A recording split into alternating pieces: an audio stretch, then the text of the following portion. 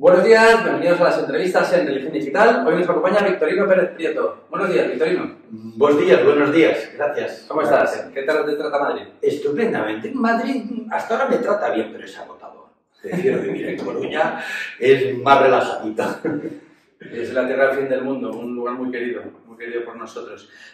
Victorino es teólogo, es amigo de esta casa, es bloguero también de Religión Digital y acaba de publicar Hacia una ecoteología, publicado por Fragmenta, los amigos de Fragmenta, que hacen una edición buenísima de unos libros muy escogidos. No escriben muchos libros, no editan muchos libros al año, pero los que hacen los hacen muy bien, la verdad. Y este es un producto de Victorino Pérez Prieto, en el que nos abordas una palabra que a algunos les sonará chino, pero que está muy de moda.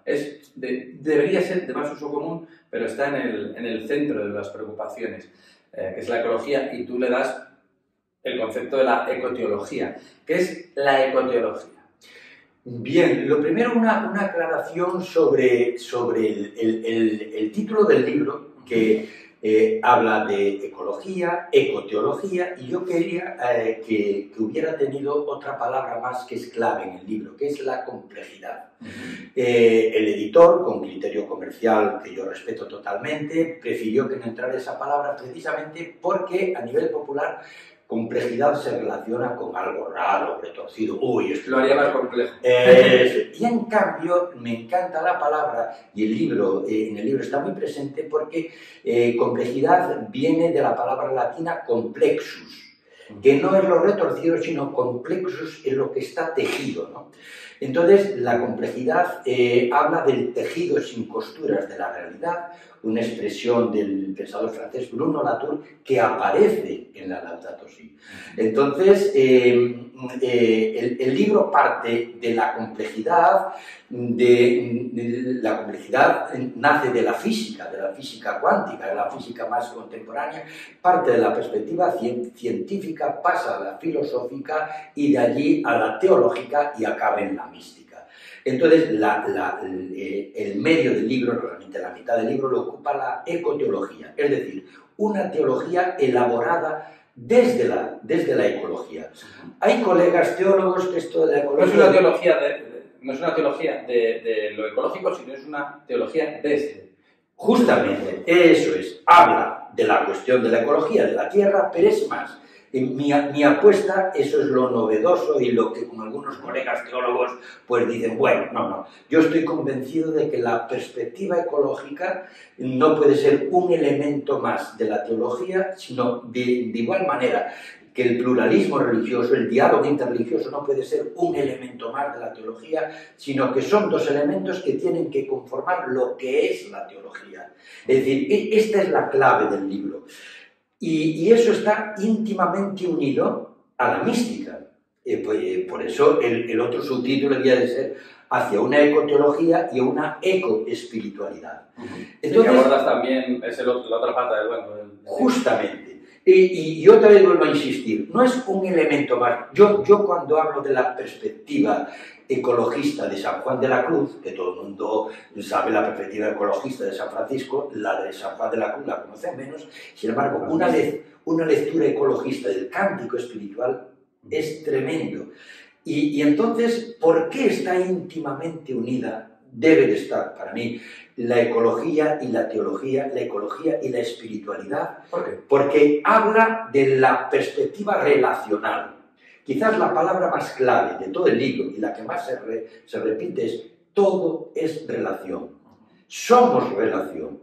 Dios no es que tenga relación con nosotros, es relación constitutiva con nosotros. Y es lo que permite lo que en la tradición teológica era la teiosis. Es decir, estamos llamados a ser con Dios. Lo de ser como Dios suena blasfemio. Dios se hace hombre para que el hombre sea también un poco Dios. Exactamente. La comunión, en realidad. Sí, ciertamente. Es decir, el camino que Él nos ha abierto es para que nosotros vayamos caminando por Él. Porque nuestra realidad más profunda es la realidad divina. Cuando decía el maestro Eckhart, Dios y yo somos uno, no está blasfemando. Está siendo sumamente humilde. Es decir, yo no tengo entidad aparte de Dios. Mi realidad más profunda es la divina. Y por eso es lo que tengo que buscar. Entonces, esta perspectiva relacional que habla de que somos materia, somos tierra, frente a una pésima espiritualidad del pasado que decía que la materia es mala y el espíritu es bueno. Estos tres grandes místicos dicen para nada. El cántico cósmico, y ya no digamos el himno a la materia de Teilhard de Chardin, somos materia. Llegamos a comunicarnos con Dios desde nuestra materia, desde la materia que somos. No solo no están confrontadas la dimensión espiritual y material, sino que es nuestra realidad. La fe no solo es algo, no puede ser solo algo físico, ni solo o única exclusivamente espiritual, es algo que te conforma, que es contigo, como está diciendo, todo está relacionado. Y yo si me comunico con Dios es desde este cuerpo que soy. Decía el padre Rupe una frase que me encanta, le he citado muchas veces, le preguntaban cómo oraba, y él decía, oro con mi cuerpo. ¿Cómo no puede ser de otra manera? Es decir, la postura en oración y cómo yo me sitúo integrado con mi cuerpo, que es de lo que nos habla esta perspectiva de la meditación oriental y también occidental, significa que nosotros oramos con lo que somos. No somos angelotes mofletudos. Hasta los angelotes les ponemos el moflete porque si no, puro espíritu no nos gustaría. Sí, durante mucho tiempo se habló de que resucitamos con el cuerpo que tuviéramos a la edad de Cristo y todas estas cosas. Vivimos en un mundo globalizado en el que supuestamente también todo debería estar relacionado, aunque también es verdad que a veces estamos más solos, tenemos más tendencia a la individualidad, a los blancos y a los negros. ¿Cómo ubicar esta ecoteología, esta sensación de relación en un mundo que por principio debería estar más relacionado que nunca, tecnológicamente hablando, porque las distancias se han acortado, pero que en la práctica cada vez está más incomunicado? Para mí, una clave es, que de hecho fue el título de otro libro mío, que me parece que comentamos aquí, el de la armonía en la diversidad, sí, la clave es la armonía. O sea, lo que va a impedir que destruyamos la Tierra, nuestro planeta, en lo que estamos inmersos, la clave es la armonía. La armonía con la Tierra, la armonía con el cosmos y la armonía, en primer lugar, con los hermanos. Los otros no son mis enemigos. Yo he criticado muchas veces la frase de Sartre, el infierno son los otros. Volví precisamente a leer Wicklos, esa obra de teatro de Sartre, de nuevo para mi libro, y bueno, él lo dice al final, pero la realidad, digo, no, los otros no son mi enemigo, los otros son los que me permiten a mí ser. Eso parte de mí. Eso parte de nosotros. Eso es. Los otros son altera par mí, otra parte de mí. Y yo soy Adamá, yo soy tierra. Es decir, Adán no fue un señor que sino Adán es Adamá, somos tierra. No estamos sobre la tierra, sino que somos tierra, salimos de ella. Y esta tierra es la que nos permite ascender hacia el espíritu, hacia el absoluto, a ser interlocutores de Dios. Alguien que te esté escuchando y que te quiera mal, pensará, dirá de ti ahora, escuchando esto, lo mismo que dicen del Papa en muchas ocasiones, que si el pachamamismo, que si esta ecología de herejes que parece que somos medio brujos.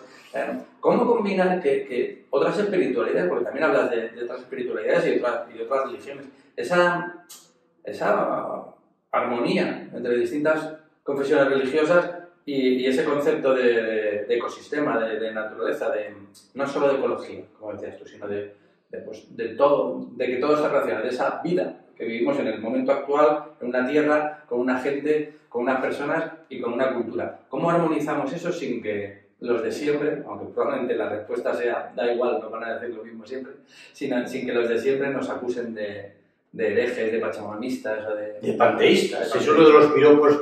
Hay dos piropos que a mí me dirigen algunos constantemente, que soy panteísta y que soy un sincretista. Como hablo del diálogo interreligioso, soy sincretista. Es, como decimos, mezclar el tocino con la velocidad, es no entender nada. Claro. Y decir que lo que yo digo es panteísmo, aquí aclaro. Una cosa es el panenteísmo o la perspectiva cosmoteánica de Pánica, o decir Dios está en todo está en Dios, que decir que Dios es este todo material y no hay más Dios que esto. Yo no digo eso. Dios es más que el pan del panteísmo, como repetía Pánica. Entonces, un capítulo importante de este libro es precisamente el diálogo con otras tradiciones religiosas desde esta perspectiva, desde el taoísmo, desde el budismo, incluso desde el druidismo, que nunca había tocado en mis libros, pero los druidas eran los padres de la religiosidad galaica en la que estoy inmerso, ¿no? Entonces, el diálogo con ellos enseguida se convierte en armonía. Y decir, por ejemplo, el concepto budista de Pratitya Samutpada dice, somos relación, sin la relación no somos nada.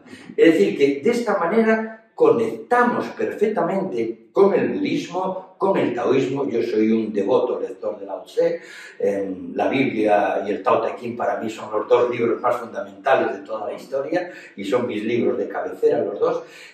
Pero en el capítulo inmediatamente a continuación hablo del verdor de la Biblia y de Jesús, un ecologista. Ecologista va la letra, que de aquello no existía ni el concepto, pero es decir, la armonía con la naturaleza y con el cosmos que tenía Jesús, no solo por cómo habla de esas cosas bonitas de las plantas, sino en la estancia, los 40 días en el desierto de Jesús, cuando uno lo lee esta clave está clarísimo. Él vivía en armonía con las fieras, con esas temperaturas extremas del desierto de Judea. Y esa armonía es a la que los cristianos estamos llamados y que conecta perfectamente con la armonía que busca el pensamiento. Y no vive una vida encerrada en templos, sino en contacto en armonía con la realidad, con los pueblos, con los caminos, con el lago, con las realidades de la pesca, del cuidado de los alimentos y de todas las cosas que conforman la vida del día a día. Hablas de Jesús ecologista y a mí se me viene a la cabeza el Papa Francisco no sé si fue la primera, yo creo que sí, al menos se le ha definido como la primera encíclica verde, Laudato Si. Al menos sí que hay que reconocer a este Papa que ha introducido el cuidado de la creación, el cuidado del todo integral y todos estamos conectados, todos estamos relacionados. Nadie se salva solo, que también conectó con la pandemia y con Fratelli Tutti en un discurso que en el caso de un pontífice romano sí que parece novedoso. No sé si lo has tenido en cuenta, entiendo que sí. Sí. Le dedico un capítulo entero a la Laudato Si, porque rotundamente fue la primera encíclica verde. O sea, hubo otros papas anteriores a Francisco. Juan XXIII lo nombró, pero muy poco. Pablo VI tiene unas palabras excelentes. Juan Pablo II, mucho, le dedicó dos de sus discursos, el mismo Benedicto XVI, pero la primera encíclica, y afrontando la polémica, porque sabes que esta encíclica Laudato Si ha sido polémica y sobre todo los gerifaltes de la sociedad norteamericana le dijeron que era una encíclica de izquierdas, que lo que decía no era cierto, que ellos pueden producir porque el planeta permite decir absolutamente falso. Entonces, esta encíclica es la primera en toda la historia del magisterio que no solo denuncia el atentado ecológico y da unas vías de solución, sino que lo que para mí ha sido más importante, lo he escrito en varios artículos y aquí lo repito de una manera. La clave de la encíclica, más allá de la cuestión ecológica, es que la realidad hace relación. Todos somos relación. Es más, utiliza esa expresión de Latour, somos un tejido sin costuras, que es genial. Tú fíjate la relación con el Evangelio, la túnica inconsútil de Jesús. Es decir, en la realidad todo está unido de tal manera que no podemos decir yo voy por aquí y tal. Si queremos apartar algo tenemos que hacer girones. Eso es. Entonces, si me permites otra cosa que no me has preguntado, una de las claves de mi libro es empezar hablando de ciencia, es decir, empezar hablando de ¿qué nos dicen hoy los científicos de la realidad, los grandes físicos? Lo que nos dicen es que la realidad es relación, la materia es relación. Más que partículas somos ondas, lo que dice la física cuántica, paquetes de ondas. Y por eso todo está relacionado, lo del efecto mariposa, que a todo el mundo le suena. Mueve las alas de la mariposa en Nueva York y nieva en los Himalayas, ¿no? Entonces, los científicos nos dicen que todo es relación, eso es lo que significa la palabra complejidad, complexus, y eso que lo estudio en la ciencia y en la filosofía, sobre todo en los dos grandes maestros de esto, que fueron Edgar Morin, el padre de la complejidad, y Raymond Panikkar, que no utilizó nunca la frase, pero su pensamiento confluye. Yo he tenido la suerte, sabes, de ser un gran amigo de Panikkar, además de discípulo, y he tenido la suerte de tener muy buen trato con Edgar Morin. nos hemos cruzado unos correos magníficos y a mí me ha sido una clave. De ahí es donde salto, de la perspectiva científica y filosófica, es de la que salto yo en primer lugar, la fenomenología de la religión, brevemente, y para resaltar profundamente, a la teología y a la mística, a una ecoteología y una ecoespiritualidad. Es decir, la idea es que esta perspectiva mística, desgraciadamente poco elaborada en una ecoteología, yo creo que ha sido el interés de la editorial por hacerme este libro tan bonito, en la mística lo tenían claro. Es decir, estos tres grandes místicos, y con ellos muchísimos más, Isaac de Nínive, etc., es decir, místicos de los primeros siglos de la Iglesia, esta perspectiva relacional, que partía precisamente de la relación con Dios, estaba fundamentada en la relación con la naturaleza. Entonces, esta relación, que era capaz de trascender a un todo. Y por eso la sospecha que tuvo muchas veces el magisterio de los místicos es que si eran panteístas, claro, llegar a decir, como el maestro Eckhart, como decía antes, Dios y yo somos uno, que la mística del siglo de oro no llegaron a decirlo tan claro, pero vivieron en la mística renana, bebieron en la mística renana. Evidentemente, esto para mí es fundamental y que se uniera todo en un libro. Vamos a acabar, pero la otra pata del banco, que lo decías tú, que querías que se hubiera llamado también en el subtítulo, es la ecoespiritualidad. ¿Cómo pasamos de la ecoteología a la ecoespiritualidad? La espiritualidad, la mística, es la mirada del tercer ojo. Una de las cosas de las que hablo en mi libro es de los tres ojos, es algo muy afecto a mí desde hace años, es una de las cosas que le debo a mi maestro Raymond Panikkar. En los tres ojos significa, vemos la realidad en primer lugar desde el ojo empírico, el ojo de la ciencia, en segundo lugar desde el ojo del pensamiento, de la filosofía, que nos permite relacionar y construir nuestra cosmovisión, pero si nuestra visión de la realidad se para ahí, es incompleta, radicalmente incompleta. Falta la perspectiva contemplativa, la perspectiva espiritual, incluso la perspectiva mística. En tiempos le teníamos un poco de miedo, esto de la mística era cosa de gente que limitaba. Hoy nos damos cuenta, y Panikkar lo expresa, todos estamos llamados a ser místicos. La mística no es otra cosa que, como él tituló su libro, la visión plena de la vida.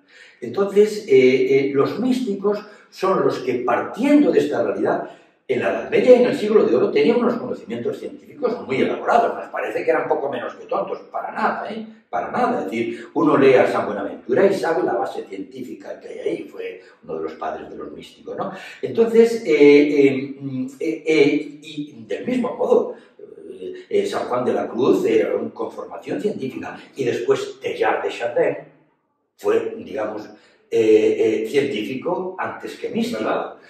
Yo estoy esperando que la Iglesia lo canonice porque se lo merece. Entonces, yo intento aprender ahí como ellos, de partir de la ciencia y llegar a la contemplación del todo. Esa contemplación del todo en el que estamos inmersos, ese mar grande que los cristianos decimos, ese mar divino, el mar del amor de Dios. Solo podemos vivir en plenitud cuando somos capaces de abrir los tres ojos, cada uno a su nivel, como pueda. Yo digo muchas veces, pues estos tres grandes místicos tendrán un palacio en la vida del mundo futuro. A mí a lo mejor me toca una casita pequeñita, pero yo con tal de estar allí me es igual. Y además es un camino de conocerse a uno mismo y mirarse desde dentro y también a veces desde fuera. Hacia una ecoteología de Fragmenta Editorial, publicado por Fragmenta Editorial de Victorino Pérez Prieto. Muchísimas gracias por venir a presentarlo, por esta charla, y seguimos adelante y esperamos tus escritos, que nos tienes un poquito abandonados. Pues gracias, no, el problema es que yo vengo poco por Madrid, pero espero que este año, antes de acabar el año, tengamos otro libro publicado aquí en una editorial madrileña, en PPC, y a ver si hay ocasión de vernos. Seguro que lo habrá. Victorino, muchísimas gracias. Gracias a vosotros. Y a ustedes, pues les esperamos en nuevas ediciones de las entrevistas en Religión Digital. Muy buenos días.